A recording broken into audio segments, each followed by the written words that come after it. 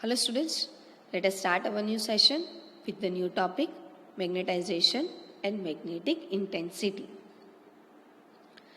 Here we can say that Earth is abound with the variety of elements and compounds. In that addition, we have also can synthesize a new alloys compounds or even a different elements. So here we would like to classify the magnetic properties of these substances. Here we have seen that an electron can move in a circular motion, and a circulating electron in an atom which has a magnetic moment, because as circular path is there, in that circular path electron is moving, so we can say that in dipole form or the closed current loop is generated. So in that case magnetic field is existed, so we can say that a magnetic moment of the electron is present. In bulk material, number of electrons are there which can move in a circular motion. So this all moment of the electrons we can add up factorially and we can get a net magnetic moment. This net magnetic moment which cannot be a zero. So this here we can define a magnetization which is nothing but a magnetic moment, net magnetic moment per volume. So magnetization M is M net magnetic moment, net magnetic moment per volume V, whose unit is ampere per meter. Now we consider a solenoid in which n turns are available, n turns per unit length, which carries I current.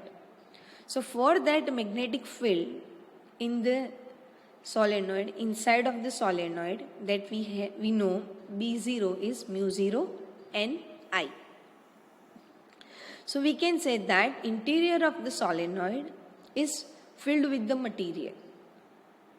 So here also we can say that some non-zero magnetization is available, as the field inside the solenoid which can be greater than B0.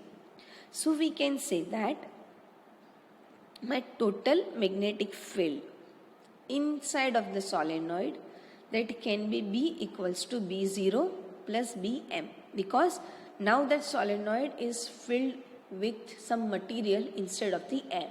If solenoid is filled with only air, then magnetic field is B0. But if solenoid is filled with some material, then my magnetic field is increased by the magnetization of that material, that is Bm. So that total B is B0 plus Bm. So here we can say that Bm is proportional to the magnetization M. If we remove this proportionality, that should be a mu 0. So that is Bm equal to mu 0 into M. Now another quantity is available, that is a magnetic intensity. That magnetic intensity is H, that equal to B by mu 0 minus M.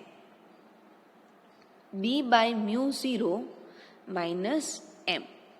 M is the magnetization and B by mu 0. So that intensity is available, which is also with the same unit ampere per meter. So my total magnetic field B is mu 0 H plus mu 0 M. Mu 0 H, that gives the magnetic field due to its intensity, and mu 0 M due to its magnetization. So here we can say that my total magnetic field is depends on two parts. One, due to its a magnetic intensity, and that magnetic intensity H is available due to the current.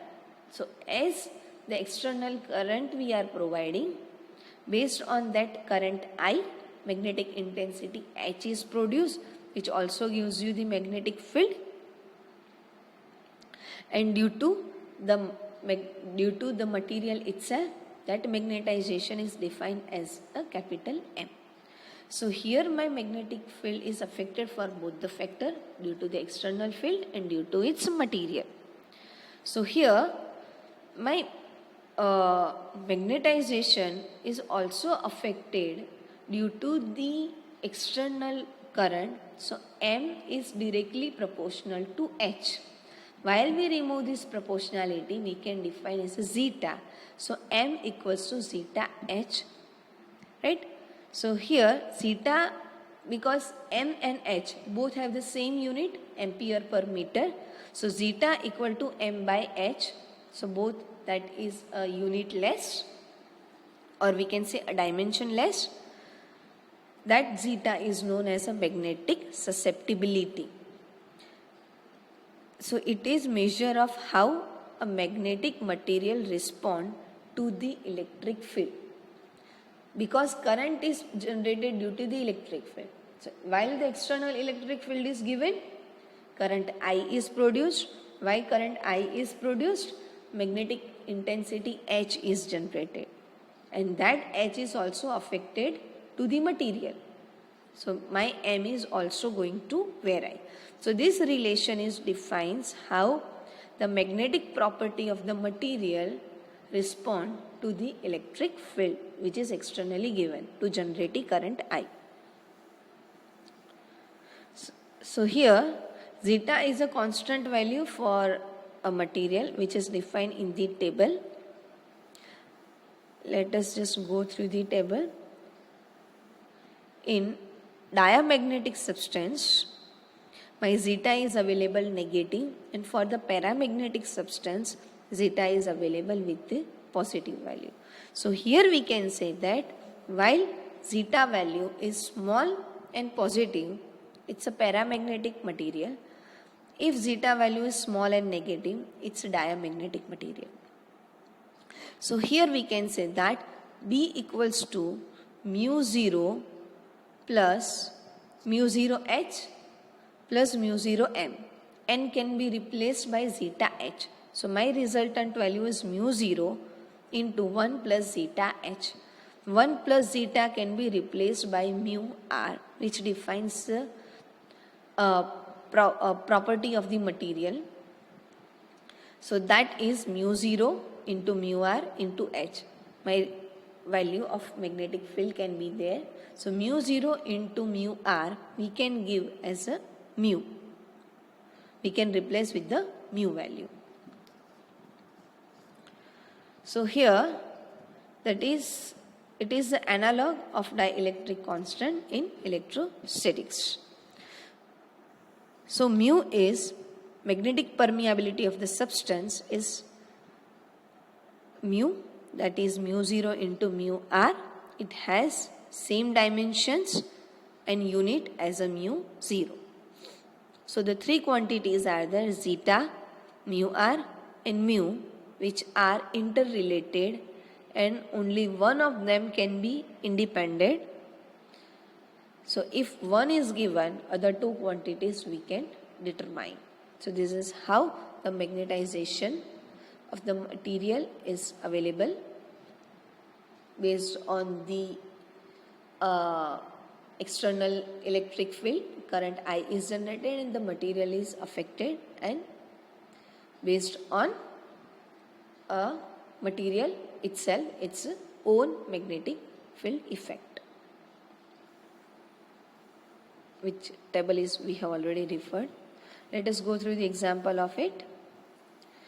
A solenoid has a core of a material with relative permeability 400. The windings of the solenoid are insulated from the core and carry a current 2 ampere. If the number of turns is 100 per meter, then calculate HMB and the magnetizing current IM. So let us find out first H. the field H is dependent on the material of the core, that is H equals to Ni. H is the magnetic field intensity, is directly proportional to the current I, and this current is flowing through the number of turns. So H equals to Ni. N is given number of turns 1000 and current is given 2 ampere. So H is 2 into 10 raised to 3 ampere per meter. Now magnetic field, that we have equation mu r mu 0 into H. Mu r is given 400, mu 0 is 4.2 10 raised to minus 7, and H we have already calculated in A part, that is 2 into 10 raised to 3. So that is 1 Tesla. Now magnetization M, that B equals to mu 0 H plus M. So from that we can determine M equals to B minus mu 0 H by mu 0. So B is, we have already calculated in earlier. So replace that. B mu 0 is 4 into 10 raised to minus 7 and H is, we have calculated from A part. Or so B mu 0 and H already available. You can replace these values and determine the value of M. Or you can simplify this equation, replace the value of B, that is mu 0 mu r H minus mu 0 H by mu 0. We can remove the mu 0 from denominator and numerator.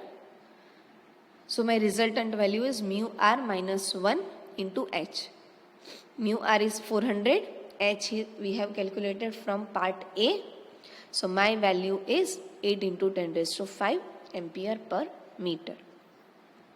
Now the fourth one, magnetizing current. Magnetizing current is the additional current that needs to pass through the windings of the solenoid in the absence of the core, which would give a B value in the presence of the core. So B is mu 0 Ni. Instead of that, mu 0, we have the magnetic field equation. B is mu 0 Ni. Instead of that, mu r n I0 into Im. I is 2 ampere, B is 1 Tesla, N is 1000 turns. So we can get the, and mu r is 400. So we can get the value of Im, that is 794 ampere. Right? Here initial B is mu 0 Ni. Instead of that, now material solenoid we have with the material. So instead of the mu, it's a mu 0, it's a mu r. N is 1000 turns. Instead of the I0, additional current of the magnetization related to the material, that is I plus Im. Right? So this is how this equation becomes. In all the quantities are known, replace it and we can get the value Im, 794 ampere. Right? Here we are going to end our session. Hope you understood. Thank you.